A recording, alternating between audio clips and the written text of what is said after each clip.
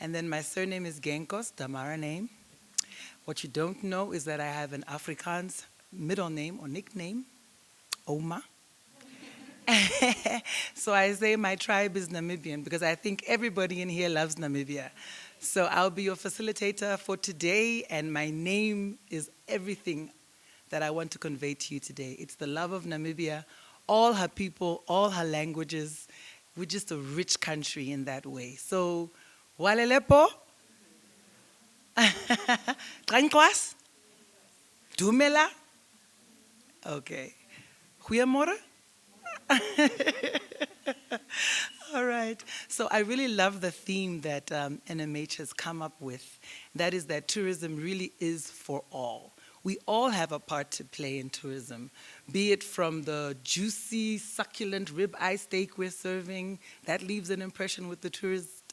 For me, it really leaves a very important impression. From the person we give directions to on Independence Avenue, if we give it with a smile, they'll remember that person when they get back to their homes. It's even the immigration officer who greets you as you are fumbling for your passport. That can totally have an impact on how you feel about your Namibian experience. So the theme is that we all have a role to play. We all benefit from tourism, and we can all make the tourist experience in Namibia better. Yes? Good. So this session will be very interactive. I'm an interactive kind of person. As mentioned before, I'm the timekeeper, right? And I'm also going to make sure that we stay engaged because we're learning from each other this morning. But before I get started, I hope we all know how to do the Hello Namibia in here. Everybody knows the Hello Namibia? I tell when I have friends visiting, I teach it to them like this. First say Hello Namibia, then turn it down, thumb up for the Zambezi region, and a little thumb tucked in, there you go, for the Great Omaheke region. Hello Namibia. All right, so next we'll move on to our very first presenter. I think you're in for a super treat this morning. It's Miss Revonia Job. She wants us to first run a quick video presentation, and then she will be next at the podium. All right? I think I can't sit here by myself, no way. Okay.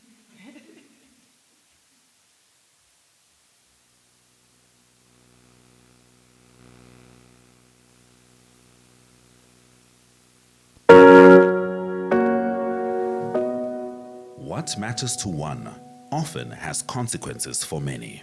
What matters to communities has potential to make or break nations. What matters to a company affects people. And what matters to those who have has impact on those who don't. Over the last 10 years, the First Rand Namibia Foundation has carefully invested over 85 million Namibian dollars into doing what matters throughout Namibia.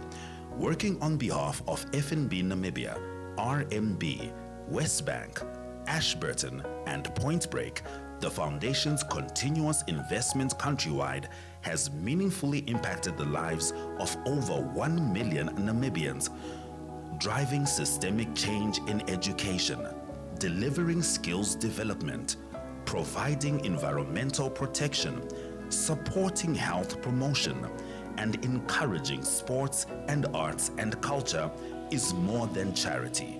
It's a reason to get up. It's what makes us human and reminds us that companies need people who believe in the same things. Every day, the people of FNB, RMB, Ashburton, Westbank, and Point Break work to make a positive difference daily in what we do, in how we do it, and in sharing what we deliver with our communities.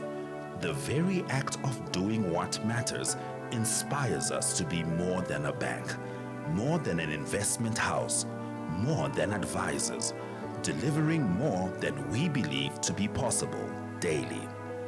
From the neediest rural school support to countrywide educational materials investment, to inspiration for budding school journalists and to national panel debates on Namibia's future, to government disaster relief support in times of national crisis, to celebrating talent and protecting local heritage, to delivering affordable housing solutions and introducing renewable energy solutions and green bonds. What matters to us is doing the right thing.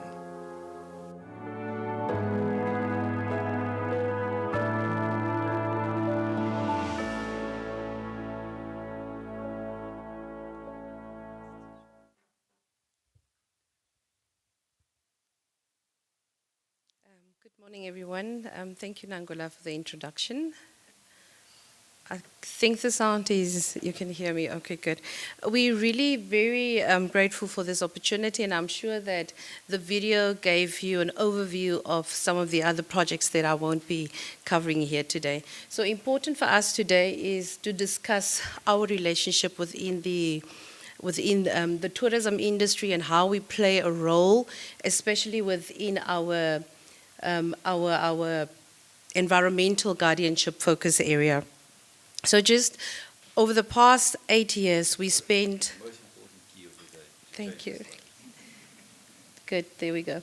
So over the past roughly 8 years, we spent 14 million within the space that I'm going to share with you today, besides the 85 million that we've spent across our focus areas, which is education and financial literacy, skills and capacity development, community and health development, education, arts and culture, and sports development. So those are the five focus areas that I've mentioned. At this moment, we're standing at 95. When we produced the video, we were at 85 million. We roughly receive 12 million every year from our profit after tax for corporate social investment initiatives. So moving into the environmental space, I'm going to start right up there in the Zambezi region. Interestingly enough, yesterday we handed over funds to the Prime Minister's office, the disaster relief management team, 250,000 to communities who are going to be moved from their homes due to floods in the area again. We were informed that 5 schools were closed as well. So in this region, we've worked very closely with Kondwana. We partnered with Kondwana and with the Sikunga Conservancy Initiative, where we assisting the guards. Those guards are patrolling the river. It's on the river, the border with the Zambezi, on the Zambezi River. We're trying to really assist the communities and assist the conservancies here because overfishing takes place in this area. To date, we've arrested 14 illegal fishing guys from the other side of the border. So we involved here for more than 3 years, a very successful program. More than 1,000 communities are also really benefiting from this river on this side. And look, we have hippos, we have crocodiles, we have bird life and various fish species in the river. So that's one of our projects in the Zambezi region where we're really making a difference and it contributes to tourism in the country.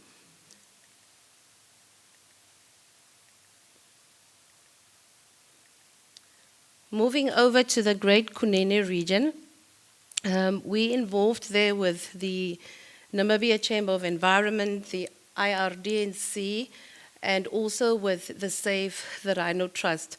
Not just financially, our employees do participate in the Ride for Rhinos annual race to also contribute to its funds that they need to patrol the areas.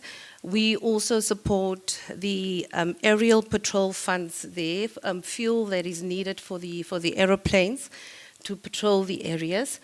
With the IRDNC, especially in the Opuwo area, we involved with the Elephant Project because we know that human-wildlife conflict is a very serious issue in the country. We support with the water tanks. We provide information, education on how communities to coexist with the wildlife. We also assist with collaring of the lions, assist with early warning signs for the communities to be aware. So yeah, this is the Great Kunene, and a very successful feedback also received there in terms of the success with animal, wildlife, and human wildlife conflict there. The Desert Lion initiative, you see the vehicle there in the corner. That vehicle, it belongs to Mr. Philip Stander. That is Philip's satellite office. So what we have done there, we assist with panel beating for the vehicle because the vehicle was very old, the maintenance of the vehicle because he has to assist the communities also with early warning signs, collar the lions, assist with research with the desert lions there as well. And we've also assisted in the region the communities who lost their cattle due to the drought, not only drought, but also due to the lions. AfriCat Foundation, a very beautiful story here is where you see the women, they're standing at the animal protection kraals that they constructed to protect them from the lions, also with the early warning signs, all contributing to tourism and making sure that we coexist with these wild cats in the Osozonjupa region. The wild horses, I don't know how many people know the story of the wild horses of the Karas region. We assisted with, especially during the droughts in the south, we assisted with co-feeding once again with Kondwana in this region, and it's a very, the wild horses, a very popular attraction. I think when most tourists visit Namibia, they really want to see the wild horses of the south. We know that it's Crayfish Festival this weekend and the road is going to be busy, and I hope that some people will see some wild horses there. So this is just in a nutshell what we have done to contribute towards tourism in the country, assisting communities and saving their livelihoods, which ultimately then contributes to the better economic status of our country. So that is our short presentation, and I'll take questions if there are any.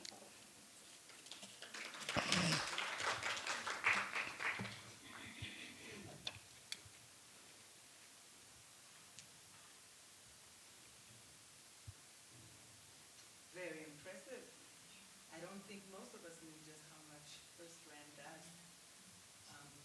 in 4 different regions of the country to really promote environmental protection, community development. They're doing their part. I wanted to ask a more personal question, and that was, as the group's CSI manager. Oh, thank you very much.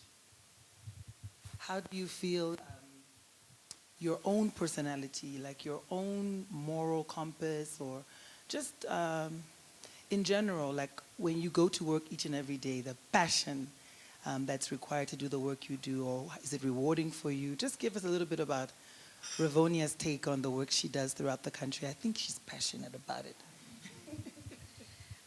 Thank you, Nangola. I am very passionate to the extent that I decided to not attend my graduation today. I was going to graduate this morning at NUST with my master's in marketing, and I am very passionate about the foundation's work. My thesis was based on the impact of early childhood development in education, and based on one of our projects that we co-sponsor with NMH, the Amos Meerkat initiative.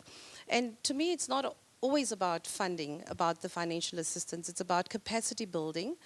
It's about partnerships. It's even not about not wanting to co-brand with a competitor, because together we can make a meaningful difference, especially when we don't have enough funds. So I'm very passionate. I serve on 3 trusts, the Omnicare Trust, the Millie Trust, and the African Leadership Trust as well.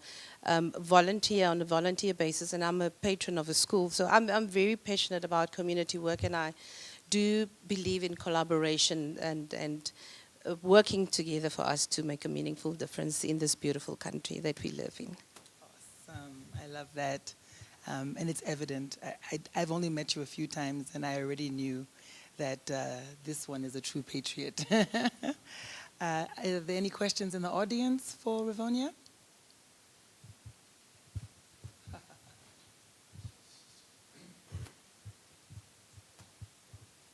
So it was a loaded statement that we started with the foundations.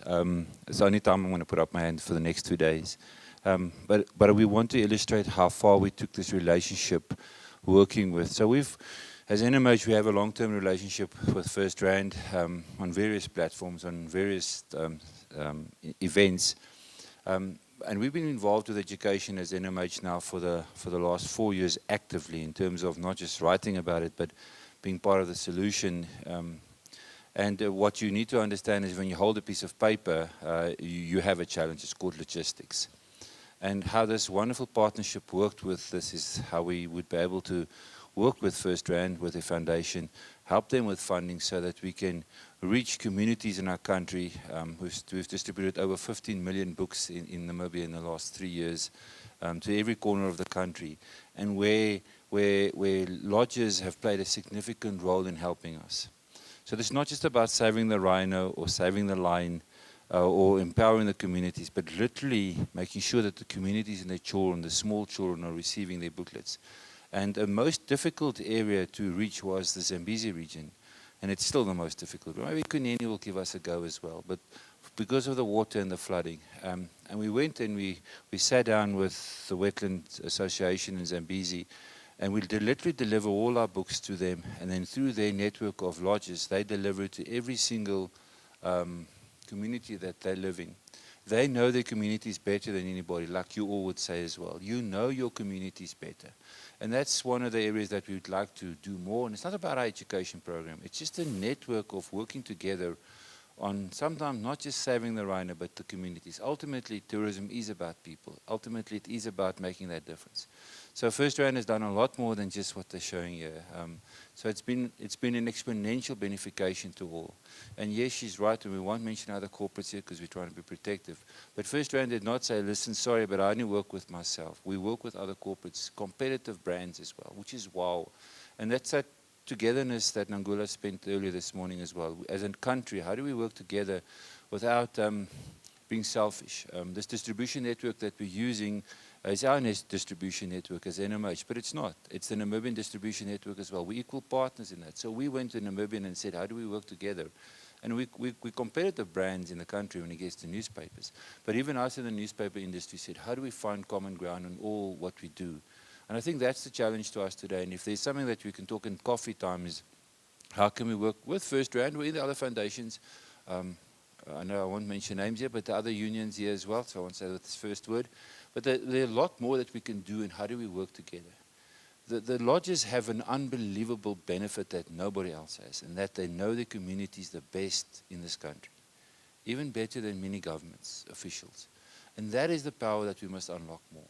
And that's the power that we've got to say, how do we find things? I know one thing, and that is that lodges travel every week to their lodges. They have no choice. So logistics is the heart of our country's challenge. We travel 11,000 kilometers every day to deliver newspapers, yet that's most probably a quarter of what needs to be traveled. And how do we find a way to work with you is my invitation to you today. And I've broken the rule, Nangula, because I've spoken longer than 2 minutes. That one question. Thank you. It was important, though. Good morning, passionate ladies, passionate people. My name is Joe.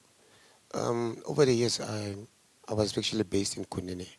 And then Kunene, I really see that we should work more to bring pride, meaning that when we look at disaster risk management and climate change, they need to do a lot more there because we have drought, we have fires, and people really suffer that side. We also see that when it comes to education, the teachers are really also suffering there because they don't have proper accommodation and sanitary, so they cannot go out. And it doesn't make them very proud and doesn't bring the pride out of their work. Then we have the tourism. We have the community that lives around the conservancies and around the lodges. But then they suffer of housing.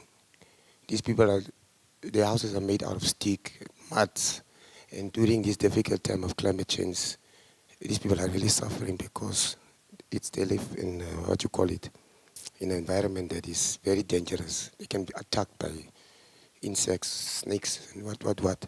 But now I want to come to the part where, first, when you knock at doors, you really don't want to actually want the money. You just want to have maybe, like, for instance, like an event where you just want people to be trained by Red Cross on basic things like first aid. How do you protect your community when there's a disaster, just for response, early response, or for the teachers to know about simple mathematics, bringing one of the old teachers out and say, okay, right, bring all to, and then they know how to make math enjoyable to those kids. And then comes the other part where you also have the small miners. These guys are really, they are breadwinners for their families, but you also want them to empower them. There is institutions that really goes out there, but they focus only in certain areas. And then areas like Kunene and other parts don't benefit from this. But when you knock at the door, Revonia, passionate Revonia, do you give money to individuals? People like us that just want to say, okay, give me at least that 50 cents so I can do ABC and then give you a report back to say that that's what I have done with these people. Is this possible? Thank you. Thank you, Joe. I'm not going to go into detail. I think the networking time would allow for that. So I'll share more info on the projects because we traveled to Kunene last year, beginning of Feb. We visited the ECD centers that we co-funding with NMH. Our policy does not allow us to support individuals because where do you draw the line? But you can share your ideas with me. I can surely direct you to organizations, maybe put you in touch with organizations for them to see how they can assist with funding that we have given them. It all depends on what idea you have and what you want to do. So I'm more than willing to share the information during our time. Education you mentioned is also very important, and we'll have the conversation. But we do support the little ones with stationery and uniform in the region as well. But I'll share more detail afterwards. But most definitely no individuals because we're such a big country with so many people. So we have to be consistent with our dealings. So we only assist the schools, the registered NGOs, and so forth. Thank you. Are there any other questions?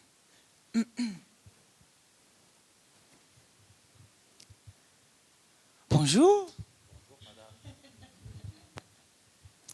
Yeah, good morning. My name is Hervé Rousseau. I work at the EU delegation. And it's not to, I made a point of being here. I was this morning at NAST actually for the graduation ceremony. So I could have picked up your diploma, I guess. And the other thing is that you understand that your diploma is about early childhood development.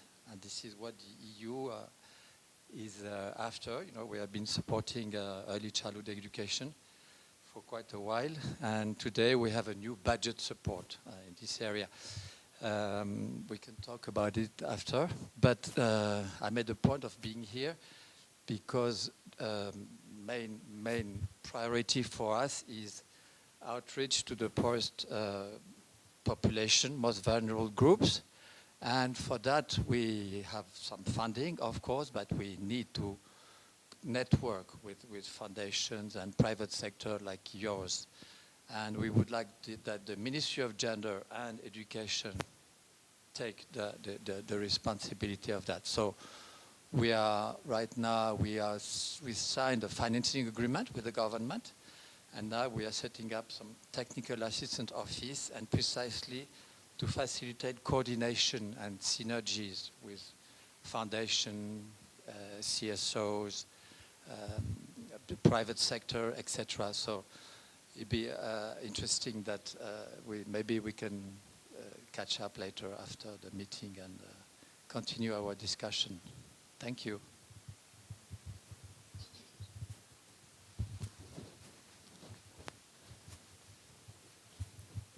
Any other questions for Ms. Job before she closes out? Oh.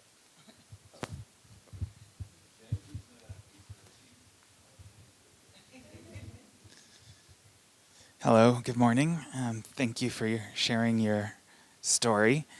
My name is Austin. I'm a volunteer here from America working with the Oyetu Project.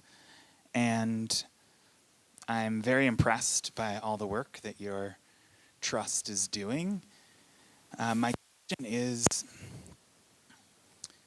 running a business and running a foundation are very different skill sets.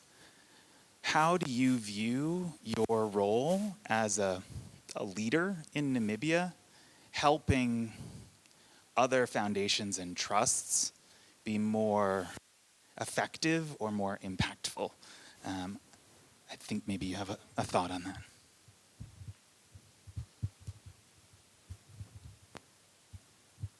Thank you, Austin, for the question. I'll make a very practical example. When we do receive applications, although it sometimes falls outside of our scope of work, I recently had a meeting with an organization. They want to set up a building in Sokopmund for differently able children.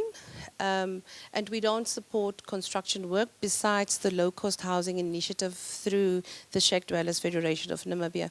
But I set up a meeting with a gentleman, requested him to bring a detailed breakdown of his expenses, say if the project was going to be 14 million, just a breakdown of the funds, and then with a bit of background. And then I linked him with other partners like the Ohorongo Cement, the Pupkowitz Foundation, and the B2 Girls that we have very good relationships with. And I also provided guidance in terms of to be specific. When you are looking for building material, don't ask Pupkowitz for furniture.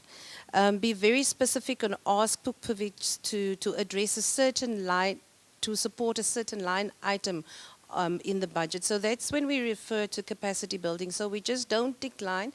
We assist in various ways where possible. If we have to attend meetings with these organizations, we also do so. So I hope it answers your question.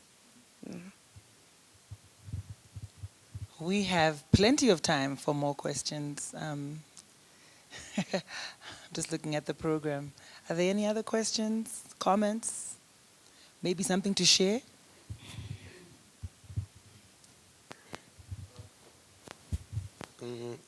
Yes, I just first want to start with the comments.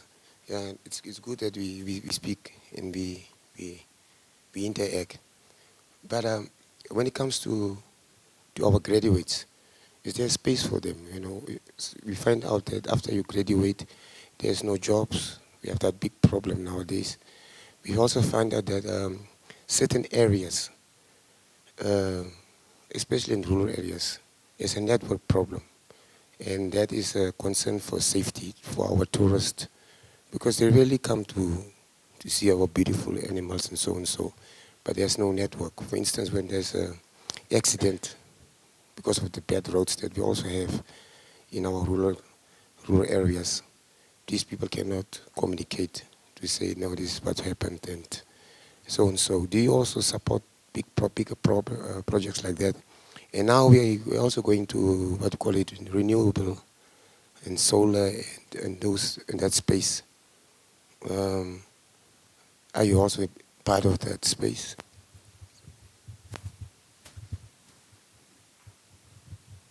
Thank you, Joe. I think the MTC questions we'll leave to MTC, and maybe Nangola can give some guidance on how she will address those.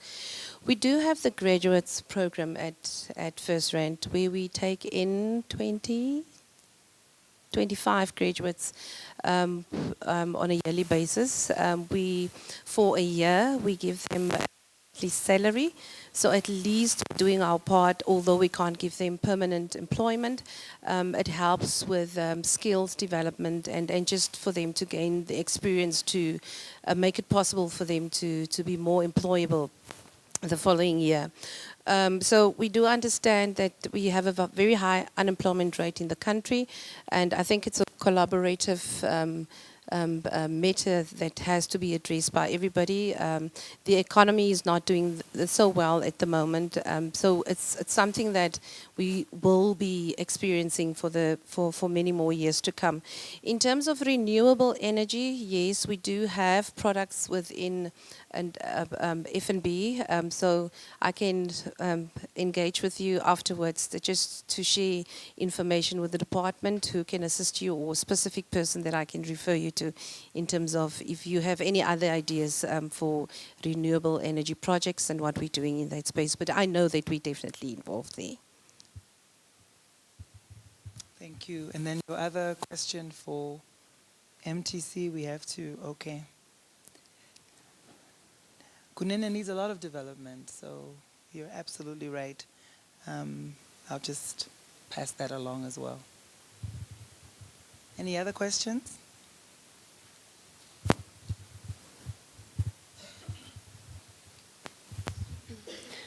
Good morning, everyone. Thank you, Revonia, for the presentation.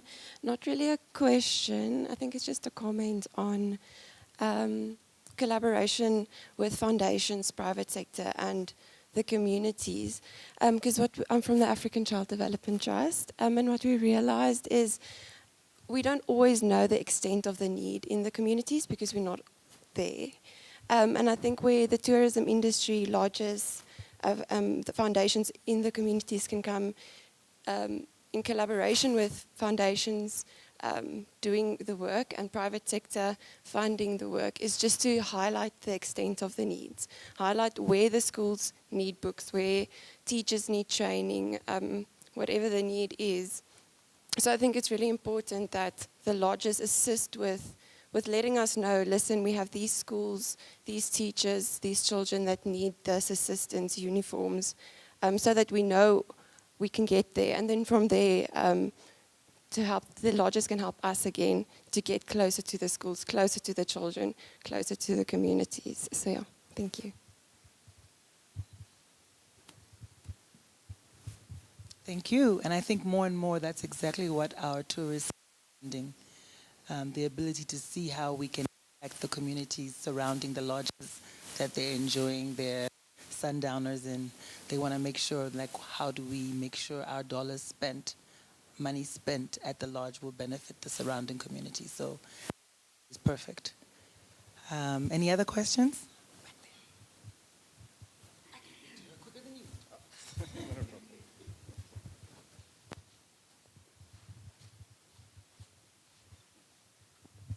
Good morning, everyone.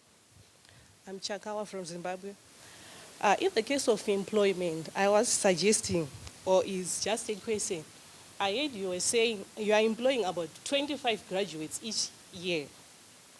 Isn't it sustainable for your foundation, like to equip these graduates with life skills that will help them in the future, than just employing them, giving them a 1 month salary?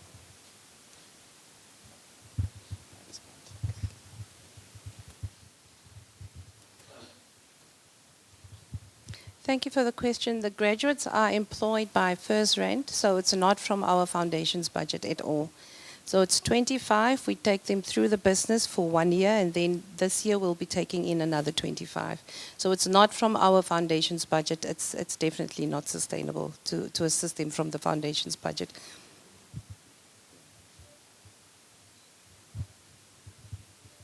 Any other questions, maybe? Oh.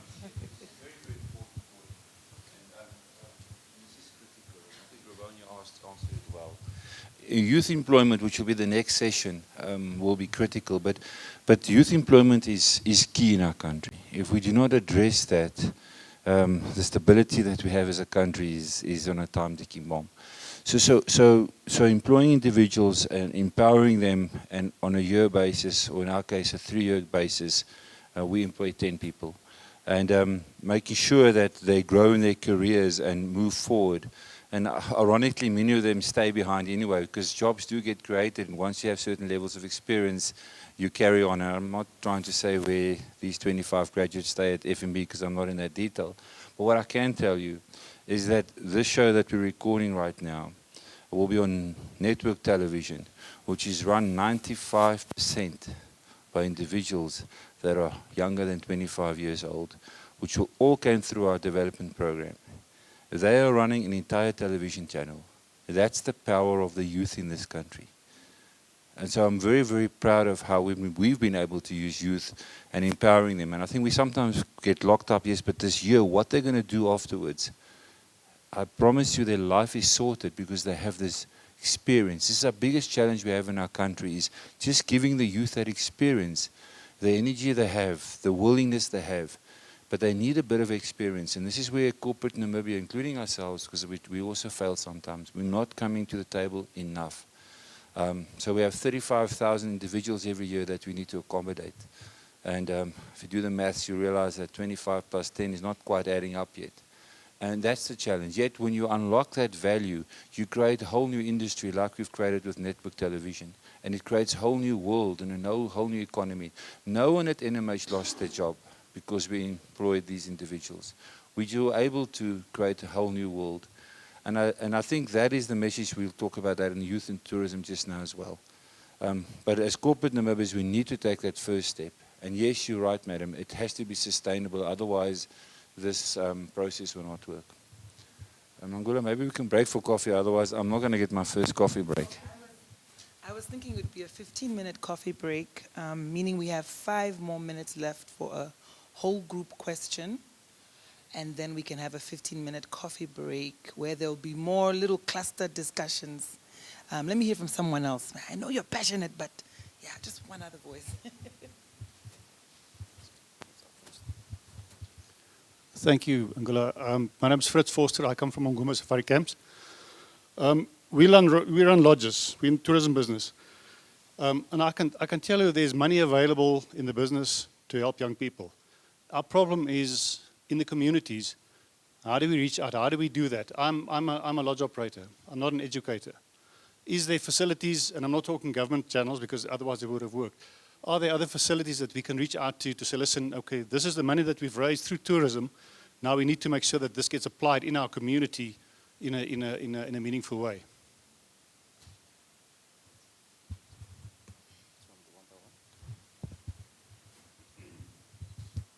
I think during COVID, you must have noticed that we formed a consortium, the Vaccines for Hope Consortium, where we had the banks and private sector contributions, roughly around 11 million that was put into this bank, deposited into the bank account, and we managed it on behalf of the partners.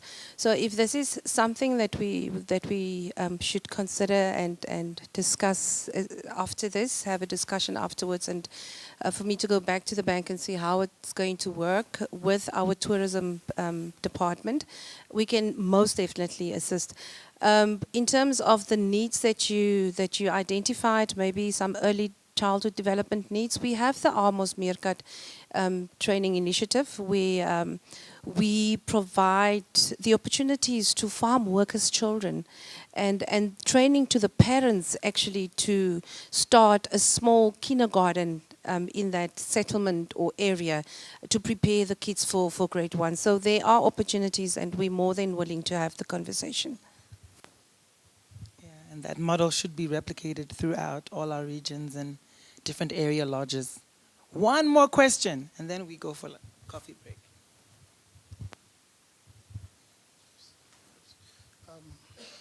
Just a bit, 2 minutes. All right, good morning, everybody.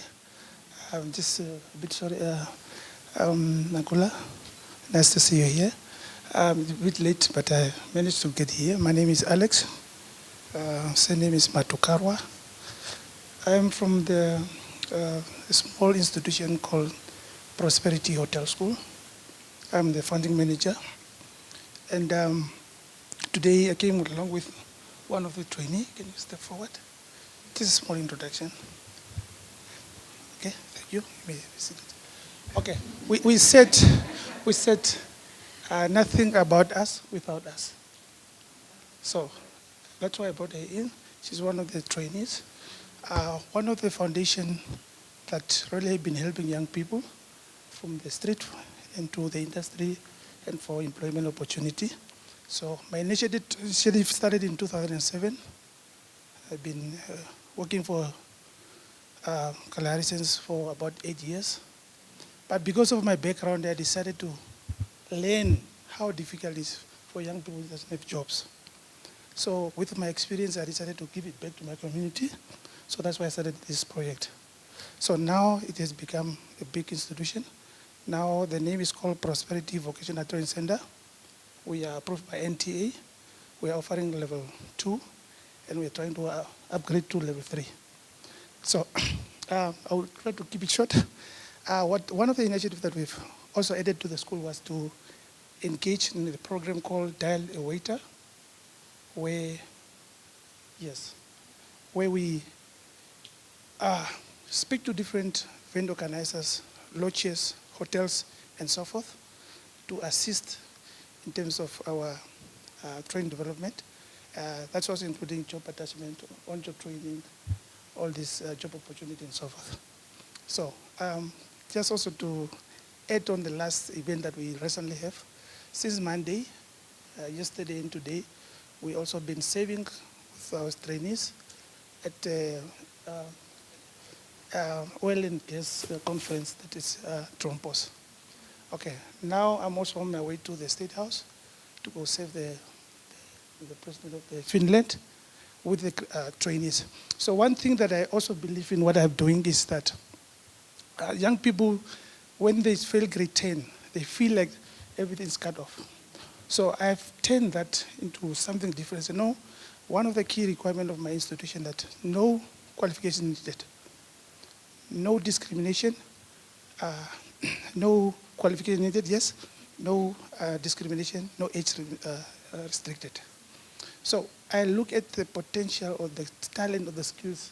Can you able to cook? Can you do housekeeping? Can you able to answer the phone properly? Can you able to prepare a drinks and serve? So those are the things that I look at it. So once I identify them, I put them on the bridging course. If they pass the bridging course, they move to level 2. And then level 3 with vocational centers, they can decide now they want to master in cooking or whatsoever. But the program is doing very, very good. So nice meeting the bankers here in expertise. I'm a graduate from the street, usually. I work with my hands, and I really want to get more information from you guys. Thank you very much, Nagola. Great.